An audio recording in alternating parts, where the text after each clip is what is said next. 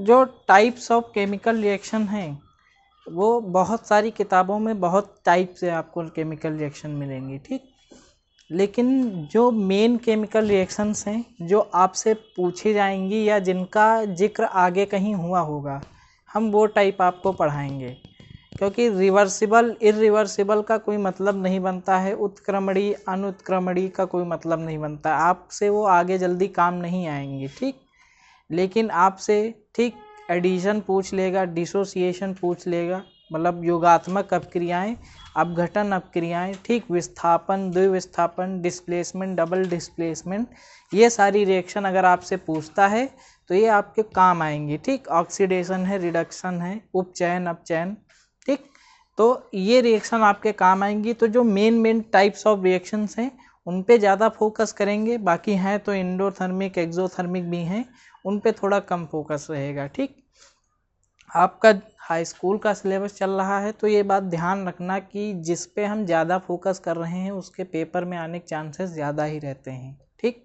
आपको ऐसे तो पढ़ाएंगे नहीं कि एक एक क्वेश्चन लिखा दिया ये क्वेश्चन आएगा, क्योंकि ऐसे अगर क्वेश्चन कराने लगेंगे तो आपका केवल ध्यान उन्हीं क्वेश्चन पर रह जाएगा। तो चैप्टर पूरा पढ़ो, कायदे से पढ़ो, और फिर जब अंत का समय आएगा जिसको भी दिक्कत होगी उसको हम क्वेश्चन बता देंगे कि यहाँ से पढ़ लो बेटा, आपका पेपर पार हो जाएगा, ठीक। तो सबसे पहला टाइप्स ऑफ रिएक्शन है कि एडिशन रिएक्शन। कौन सी? एडिशन का मतलब अगर समझ रहे होगे तो इसका मतलब भी समझ जाओगे। एडिशन का मतलब समझते हो क्या होता है? एडिशन का मतलब समझते हो क्या होता है कि जब दो नंबर्स जुड़ते हैं तो हमारा क्या होता है? ऐड होता है, एडिशन होता है और एक नया नंबर बनता है। दो नंबर्स आपस में मिल जाते हैं और एक नया नंबर मिलता है तो मैथ्स में एडिशन होता है, मैथ में योग होता है, ठीक, गणित में। लेकिन अगर हम केमिस्ट्री की बात करें, ठीक, तो अगर हमारे दो रिएक्टेंट, टू और मोर रिएक्टेंट्स आपस में रिएक्ट करके वन कंपाउंड बना रहे हैं, ठीक, या वन प्रोडक्ट बना रहे हैं, ठीक, अगर हमारे दो या दो से ज़्यादा अभिकारक मिलके एक उत्पाद का निर्माण कर रहे हैं तो वो हमारी रिएक्शन कैसी कहलाती है? एडिशन रिएक्शन कहलाती है। देखो रिएक्शन तो सारी हैं, बस उनमें क्या उनको नाम दे दिया गया है कि ये ऐसी रिएक्शन होगी, वो ऐसी रिएक्शन होगी, ठीक। तो बात कर लेते हैं एडिशन रिएक्शन की।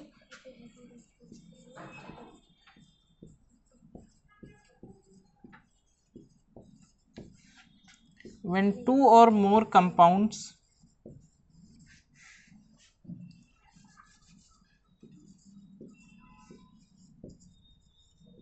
elements लिखो, ठीक, when two or more elements react with each other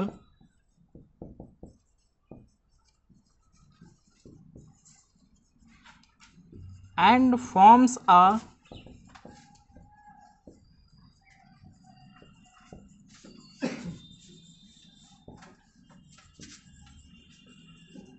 new compound, ठीक, जब दो या दो से अधिक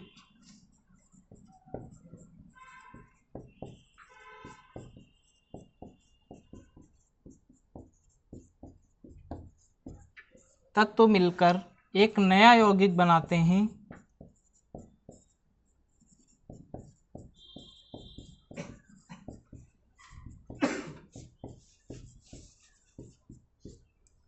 ठीक, जब दो या दो से अधिक मिलकर एक नया तत्व बनाते हैं तो हमारी अपक्रिया कौन सी होती है?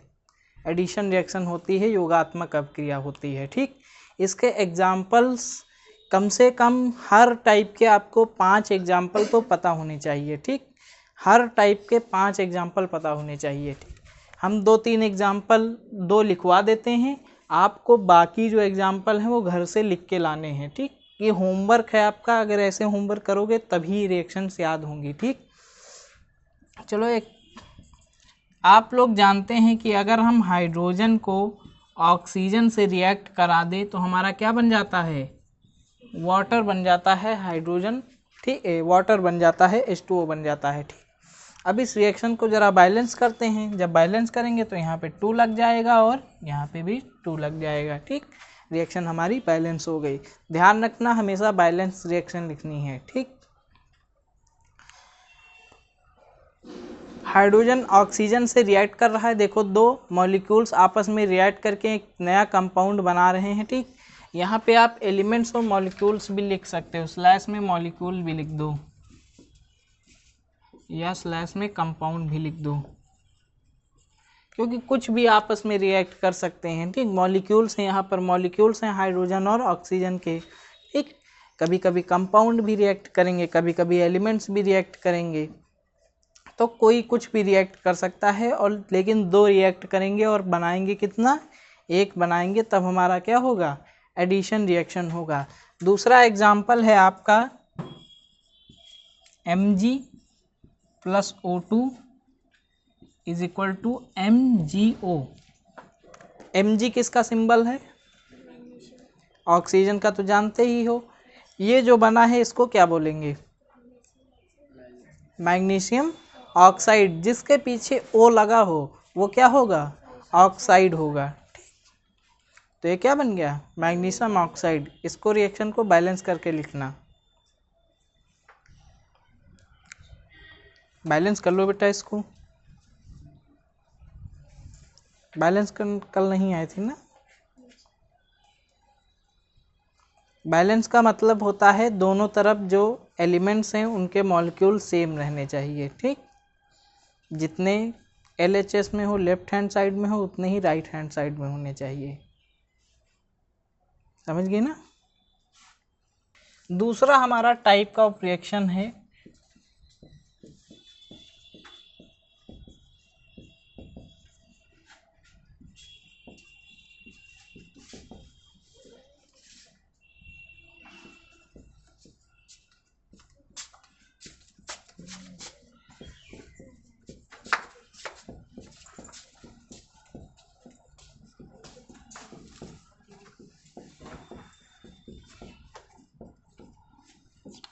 ठीक, डिसोसिएशन रिएक्शन, या कहते हैं अपघटन भी कह लो इसको, या वियोजन भी कह लो।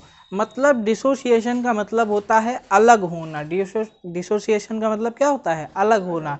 वियोजन का मतलब होता है अलग होना। अपघटन का मतलब भी अलग होना। ठीक, तो जब कोई एक कंपाउंड, ठीक, जब कोई एक कंपाउंड अलग अलग एलिमेंट्स में या अलग अलग मॉलिक्यूल्स में क्या हो जाता है, डिसोसिएट हो जाता है, वियोजित हो जाता है, तब वो रिएक्शन हमारी कैसी होती है, डिसोसिएशन रिएक्शन होती है। आपसे इनसे नहीं पूछने वाला है कि डिफिनेशन क्या होती है, आपसे एग्जाम्पल पूछेगा ये किस लिखी होगी समीकरण, और पूछेगा कि ये किस प्रकार का रासायनिक समीकरण है, मतलब किस प्रकार की रासायनिक अपक्रिया है।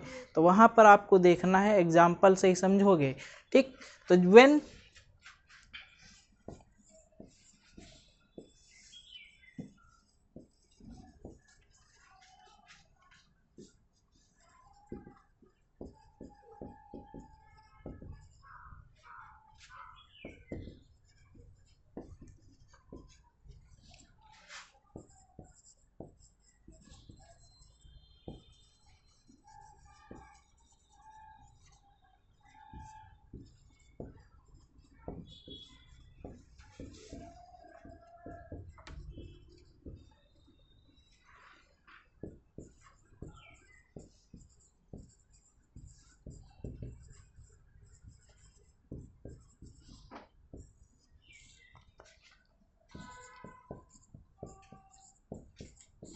जब कोई यौगिक 2 या 2 से अधिक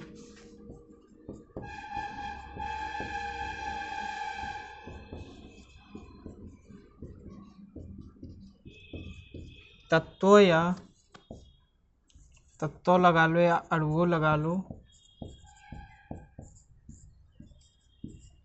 में विभाजित हो जाता है, विभाजित के जगह वियोजित लिखो तो ज़्यादा बेटर होगा।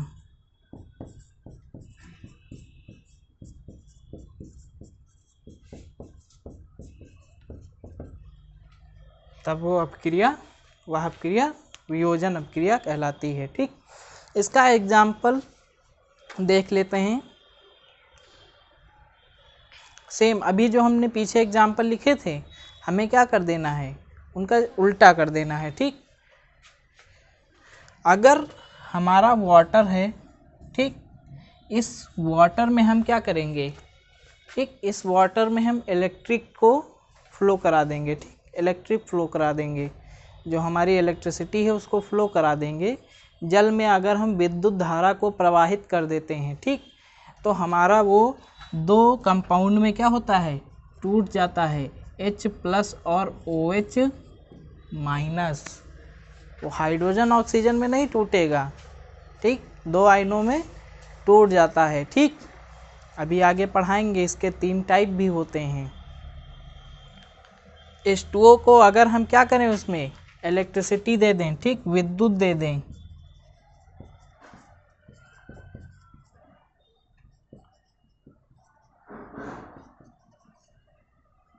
तो ये क्या होगा, H+ और OH- में टूट जाएगा। ठीक, अगर दूसरा एग्जाम्पल आप लोग भी जानते होंगे कि NaCl को अगर हम क्या करें, पानी में घोल दें, ठीक, तो किस में टूट जाता है, Na+ और Cl- में।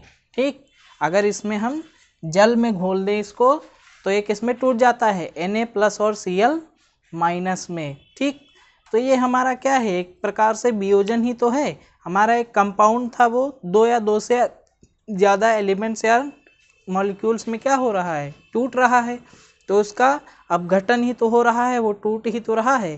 तो ये जो रिएक्शन हमारी होगी वो कैसी होगी, वियोजन अपक्रिया होगी। ठीक, कैसी होगी, वियोजन अपक्रिया, डिसोसिएशन रिएक्शन। अब हमारा जो वियोजन होता है वही कई प्रकार से होता है, क्योंकि वियोजन अपने आप तो होगा नहीं।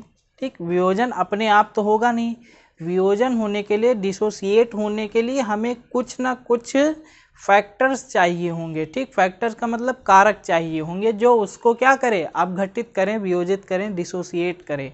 मतलब उनको अलग अलग करने के लिए हमें उनको कुछ देना पड़ेगा। ठीक, ऐसे नहीं अलग अलग होंगे। ठीक, अगर दो चीज़ों को अलग करना है तो हमें ताकत लगानी पड़ती है, अब वो ताकत हमें उनको देनी है। ठीक, तो जो हमारा अपघटन होता है वो 2 या 3 प्रकार से अलग अलग किताबों में अलग अलग टाइप से होता है। एक तो आपका आयनिक वियोजन होता है। ठीक, समझ रहे हो ना, आयनिक वियोजन, आयन डिसोसिएशन। एक आपका होता है उष्मीय वियोजन, ठीक, हीट डिसोसिएशन। एक आपका होता है प्रकाशीय वियोजन, ठीक, लाइट डिसोसिएशन। एक आपका इलेक्ट्रिक डिसोसिएशन, विद्युत वियोजन। ठीक, कुछ नहीं है, अगर हीट के कारण अलग हो रहे हैं, मतलब गर्म करने पर अलग हो रहे हैं, तो हीट डिसोसिएशन, उष्मीय अपघटन। ठीक, अगर इलेक्ट्रिक देने पर अलग हो रहे हैं, जैसे कि इसमें, तो क्या हो जाएगा, इलेक्ट्रिक डिसोसिएशन। ठीक, अगर लाइट से अलग हो रहे हैं, सनलाइट से अलग हो रहे हैं, तो वो कैसा डिसोसिएशन होगा, प्रकाशीय अपघटन, लाइट डिसोसिएशन। और अगर, और कौन सा एक बचा, आयंस में डिसोसिएट हो रहे हैं, जैसे कि ये Na और Cl, ठीक, जिसको जल अपघटन भी बोलते हो, ठीक, वाटर डिसोसिएशन जिसको बोलते हो, तो अगर जल में घोलने पर वो आयंस में क्या हो रहे हैं, टूट रहे हैं, तो आयनिक डिसोसिएशन या जल अपघटन भी कह देते हैं। ठीक, तो जो जिस फैक्टर के कारण डिसोसिएशन हो रहा होगा उसमें भी उसकी कैटेगरी बन जाती है, लेकिन वो सारे के सारे किस में आएंगे, डिसोसिएशन में आएंगे। ठीक, तो आपसे वो नहीं पूछेगा, आपसे ये मेन ही पूछेगा। ठीक, समझे कि नहीं समझे, समझे कि नहीं समझे, डिसोसिएशन रिएक्शन समझ गए ना। तीसरा आपका है डिस्प्लेसमेंट रिएक्शन। तीसरा आपका कौन सा है,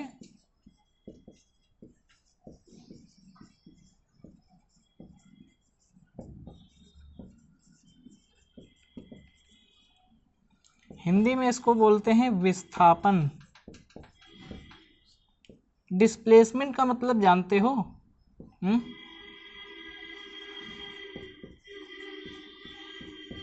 फिजिक्स वाला ना बताना। डिस्प्लेसमेंट का मतलब जानते हो? एक जगह से दूसरी जगह खिसकना, समझ रहे हो ना? एक जगह से दूसरी जगह खिसकना कहते हैं डिस्प्लेस हो गया। ठीक, फिजिक्स वाला मतलब ना बताने लगा minimum length between two points. वो क्या है? Minimum length between 2 points. एक जगह से दूसरी जगह खिसकना मतलब यहाँ खिसकेगा कौन? एलिमेंट खिसकेगा या मॉलिक्यूल खिसकेगा? ठीक, अगर कोई मॉलिक्यूल एक जगह से दूसरी जगह पर जा रहा है और अपना नया कंपाउंड बना रहा है, ठीक, अब इस कहानी को थोड़ा समझो। नमस्ते बेटा, कहाँ थे? टाइम नहीं देखा? आईपीएल का मैच तो नहीं चल रहा है? वही हम सोचे टाइम नहीं देखा। ठीक, चलो बैठो, जल्दी बैठो। डिस्प्लेसमेंट का मतलब एक जगह से दूसरी जगह खिसकना। तो यहाँ केमिस्ट्री चल रही है, तो यहाँ पे खिसक कौन रहा होगा? एलिमेंट खिसक रहा होगा या मॉलिक्यूल खिसक रहा होगा? लेकिन तुम्हारे मन में ये बात आएगी कि अगर खिसक रहा है तो कैसे खिसक रहा है? भाई दो ही तो थे, अगर वो आपस में मिल रहे थे तो एक नया कंपाउंड बन रहा था, लेकिन यहाँ पे खिसकेगा वो कैसे बन जाएगा? तो यहाँ पर एक एलिमेंट होगा और एक आपका क्या होगा? कंपाउंड होगा। लेकिन उस कंपाउंड का जो मेन एलिमेंट होगा, ठीक, उस कंपाउंड का जो मेन एलिमेंट होगा, वो जो एलिमेंट होगा उसको खिसका देगा और अपनी उसकी जगह पर बैठ जाएगा, और उसके साथ ही जो है उसके साथ क्या कर लेगा? बॉन्डिंग कर लेगा। ठीक, थोड़ा पहले इसकी अवधारणा समझो, फिर रिएक्शन बताएंगे क्या है। मान लो दो दोस्त बैठे हुए हैं, ठीक, चिंटू और मिंटू। ठीक, बाहर से आ गए भोलू आ गए। ठीक, तो भोलू क्या थे? पावरफुल थे। ठीक, भोलू क्या थे? पावरफुल थे। भाई दोस्त साथ में बैठे हैं तो मतलब कंपाउंड बना हुआ है। ये अकेला है तो मतलब क्या है? एलिमेंट है। क्या है? एलिमेंट है। अब एक दिन भोलू को ख्याल आया कि चिंटू तो क्या है? दुबला पतला है, हम मोटे ताजे हैं, तो क्यों ना हम चिंटू को भगा दें। ठीक, चिंटू को हम भगा दें और हम कहाँ बैठ जाएं? हम कहाँ बैठ जाएं? चिंटू की जगह पर बैठ जाएं और मिंटू से क्या कर लें? दोस्ती कर लें। दोस्ती करने का मतलब कंपाउंड बना लें। ठीक, तो भोलू जब मिंटू को खिसकाएगा तो चिंटू को खिसकाएगा तो चिंटू अकेला हो जाएगा कि नहीं हो जाएगा? हो जाएगा कि नहीं हो जाएगा? और भोलू ने नया कंपाउंड बना लिया, चिंटू अकेला पड़ गया। तो यहाँ पर जो प्रोसेस हुआ है डिस्प्लेसमेंट रिएक्शन में भी क्या होता है? यही प्रोसेस होता है कि एक आपका पावरफुल एलिमेंट होता है, ठीक, वो दूसरे कंपाउंड से एलिमेंट को रिप्लेस कर देता है और एक नया एलिमेंट बना देता है। और ठीक, इस रिएक्शन को हम क्या कहते हैं? डिस्प्लेसमेंट रिएक्शन कहते हैं। ठीक, व्हेन आ पावरफुल एलिमेंट, ठीक, अभी जो पावरफुल शब्द का मतलब है, इसकी एक सीरीज होती है, रिएक्टिविटी सीरीज। ठीक, ये अवधारणा है। रिएक्टिविटी सीरीज होती है सक्रियता श्रेणी। ठीक, किसकी रिएक्ट करने की क्षमता ज़्यादा है वो क्या होगा? पावरफुल होगा। जिसकी रिएक्ट करने की क्षमता क्या होगी? ज़्यादा होगी, वही तो पावरफुल होगा। समझे कि नहीं समझे? जो 5 मिनट में 100 किलोमीटर दौड़ दे वही तो पावरफुल है। जो 5 किलोमीटर में 1 मीटर भी ना दौड़ पाए वो पावरफुल है। 100 किलोमीटर वाला पावरफुल है ना? तो रिएक्टिविटी सीरीज होती है, उसके बेस्ड पे जो मोर पावरफुल एलिमेंट होगा वही अपने जो उससे लेस पावरफुल होगा उसी एलिमेंट को वो रिप्लेस कर पाएगा। समझे? अब चिंटू अगर सोचे कि हम भोलू को रिप्लेस कर दें तो ऐसा कभी नहीं हो सकता है, क्योंकि भोलू क्या है? ताकत ज़्यादा है भोलू के पास, लेकिन चिंटू के पास उतनी ताकत नहीं है। ठीक, तो when more powerful element replaces a element in a compound and forms a new compound. ठीक, when more powerful element replaces a element in a compound and forms a new compound, then that reaction called displacement reaction. ठीक, जब कोई शक्तिशाली तत्व दूसरे यौगिक के तत्व को विस्थापित कर, जब कोई शक्तिशाली तत्व दूसरे यौगिक के तत्व को विस्थापित कर एक नया यौगिक बना देता है, एक नया यौगिक बना देता है, इस अपक्रिया को विस्थापन अपक्रिया कहते हैं। लिखा नहीं बेटा आपने? When more powerful element replaces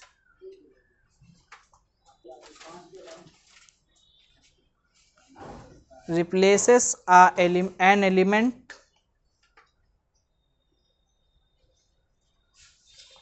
in a compound and forms a new compound,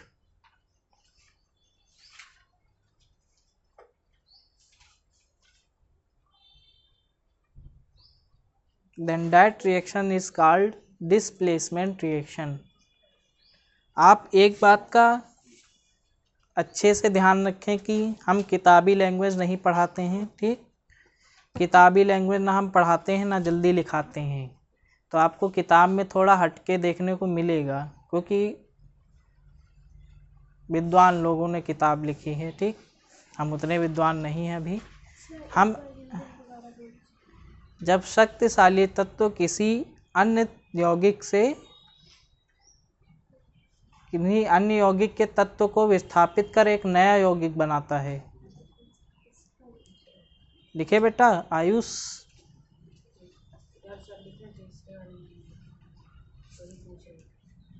तीसरे वाले में, जब कोई शक्तिशाली तत्व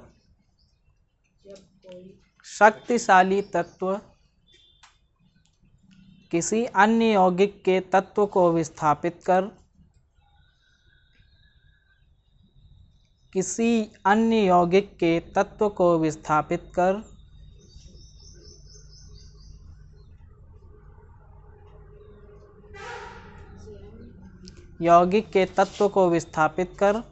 एक नया यौगिक बनाता है,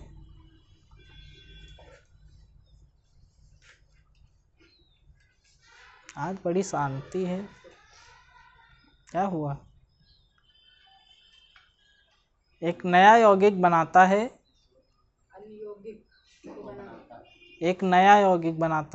अन्य यौगिक के तत्व को विस्थापित कर एक नया यौगिक बनाता है। जल्दी लिखने की आदत डालो बेटा। इसकी चलो एग्जाम्पल देख लेते हैं। देखो, जो सोडियम होता है, ठीक, जो सोडियम होता है वो हाइड्रोजन से मोर पावरफुल होता है। फिलहाल के लिए हम एक रिएक्टिविटी सीरीज लिख देते हैं। ठीक, उसको आप थोड़ा ध्यान रखिएगा, उसको याद करने की कोशिश भी करिएगा।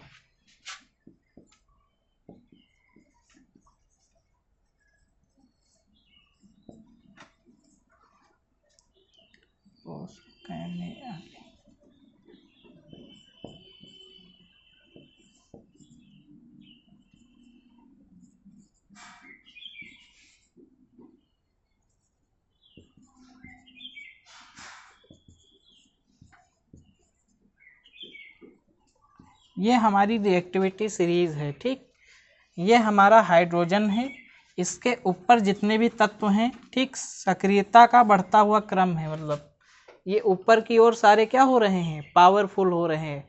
मतलब जो जितना नीचे एलिमेंट है वो कितना है? लेस पावरफुल है, और जो जितना ज़्यादा ऊपर है वो मोर पावरफुल है। ठीक, तो एक ऊपर की ओर आपकी क्या हो रही है? रिएक्टिविटी बढ़ रही है। ठीक, सक्रियता श्रेणी है ये आपकी। तो इसमें देखो, जो आपका हाइड्रोजन है वो सोडियम से क्या है? नीचे है। सोडियम से क्या है? नीचे है। तो मतलब वो सोडियम क्या करेगा? हाइड्रोजन को रिप्लेस कर देगा कि नहीं कर देगा? कर देगा कि नहीं कर देगा? अब देखो Na क्या करेगा? इसको रिप्लेस कर देगा, तो ये क्या आ जाएगा? इसकी जगह पर आ जाएगा। ठीक, तो देखो क्या बनेगा, Na2SO4 प्लस H2। अब कंपाउंड कैसे बनाना है ये हमने 9th में पढ़ा दिया है। आप SO4 की संयोजकता जानते हैं, वैलेंसी जानते हैं ना, कितनी होती है बताओ अथर्व, SO4 की वैलेंसी कितनी होती है? हमने बहुत सारे कंपाउंड बनवाए भी थे 9th में। 2 होती है ना। और सोडियम की वैलेंसी कितनी होती है? 1। तो जब कभी भी कंपाउंड लिखना होता है तो SO4 की वैलेंसी को यहाँ लिखा जाता है और सोडियम की वैलेंसी को यहाँ लिखा जाता है, इसीलिए Na2SO4 बना है। समझ रहे हो ना, समझ रहे हो? हाँ। अब ये मत पूछने लगना कि सर कंपाउंड कैसे बनेगा, क्योंकि वो तो हम बनाना सिखा चुके हैं, वैलेंसी सबको पता ही होगी। एक एग्जाम्पल और देख लेते हैं।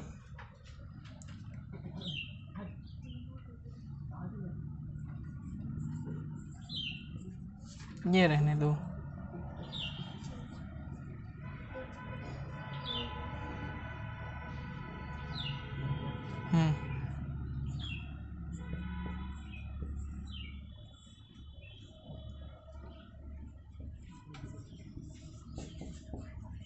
देखो फिर सोडियम ने हाइड्रोजन को क्या किया है, रिप्लेस कर दिया है। ठीक, फिर सोडियम ने हाइड्रोजन को रिप्लेस कर दिया है। सोडियम ने हाइड्रोजन को रिप्लेस किया तो क्या बनाया, NaCl बना दिया, और हाइड्रोजन गैस आपकी क्या हुई है, निकल गई है। हम कुछ ऐसी रिएक्शन आपको लिखाने की कोशिश करेंगे जो रिलेवेंट हो, आगे चैप्टर्स में भी काम आएंगी। ठीक, ये रिएक्शन जो है आपके चैप्टर में आगे भी काम आएगी। 2 रिएक्शन, 2 एग्जाम्पल हमने लिखा दिए हैं, बाकी 5 आपको लिख के लाने हैं, उनको याद भी करके लाना है। हर रिएक्शन के कम से कम 5 एग्जाम्पल तो आपको पता ही हो, जो इम्पॉर्टेंट हैं। जो नहीं है उनके 1 ही 2 याद रखोगे, कोई दिक्कत नहीं है। समझ गए ना? डिस्प्लेसमेंट समझ गए? तो डबल डिस्प्लेसमेंट में भी कुछ नहीं है। डबल डिस्प्लेसमेंट में बस क्या है, जहाँ एक एलिमेंट हुआ करता था अब वहाँ दोनों क्या हो जाएंगे, कंपाउंड ही हो जाएंगे। ठीक, समझ रहे हैं ना, कंपाउंड हो जाएंगे। तो क्या करेंगे, कंपाउंड में, कंपाउंड जो होंगे उनके एलिमेंट्स आपस में इंटरचेंज हो जाएंगे। ठीक, आपस में क्या होंगे, इंटरचेंज हो जाएंगे। ठीक, पावरफुल वाला लेस की जगह पर चला जाएगा और लेस वाला पावरफुल की जगह पर चला जाएगा। ठीक, वो कल पढ़ाएंगे। फिलहाल आज इतने एग्जाम्पल लिखने की कोशिश करो, देखो क्या रिजल्ट आता है, कितने याद होते हैं। पहला दिन है, ज़्यादा काम न दिया जाए। अब है, समझ में आया?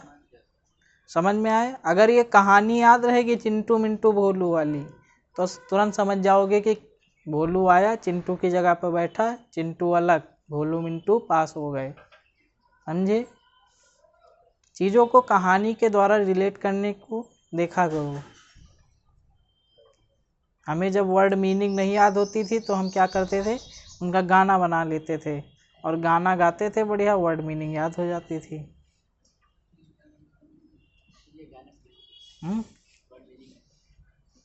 अब याद होता तो हम,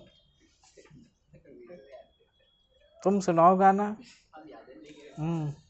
कितने नंबर आए हैं तुम? अच्छा, तुम टेस्ट ही नहीं दिए हो तो 00 सन्नाटा है, समझ लो। जो नहीं दिया उसके 00 ही आते हैं। नहीं देकर 00 लेने में और देकर 00 लेने में बहुत ज़्यादा अंतर होता है। आपने तो युद्ध से पहले ही पीठ दिखा दी कि हमसे नहीं हो पाएगा। बाकी पता तो था आपको, आप ये बहाना तो नहीं बना सकते कि नहीं पता था।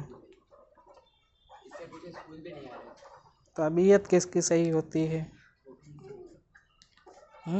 अब ज़रा नंबर्स पे बात हो जाए, इसीलिए तो चलो जल्दी छोड़ रहे हैं। अभी नहीं छोड़ रहे हैं, फिर नंबर्स पे बात करेंगे। रिएक्शन लिखे तो हैं 2, आए अभी हम नहीं देंगे, अब जब बाद में देंगे, जब चैप्टर कंप्लीट हो जाएगा तब नहीं लिख पाओगे, तब देखेंगे। हाँ बताओ अनुप्रिया, कहाँ पे दिक्कत आई?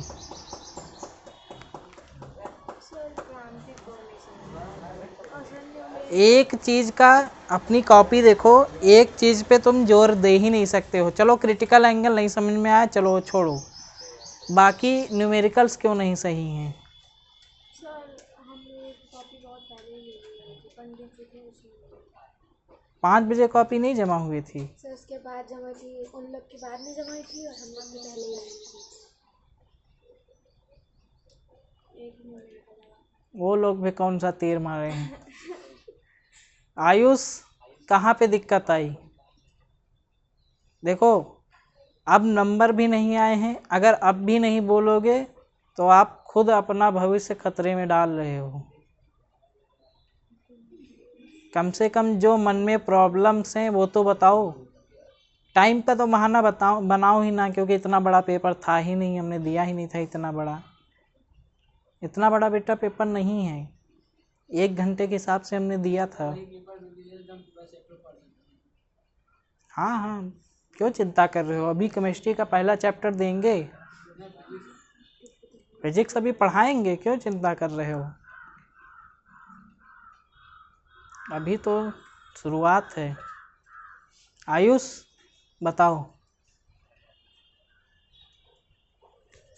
कहाँ पे दिक्कत आई, इसको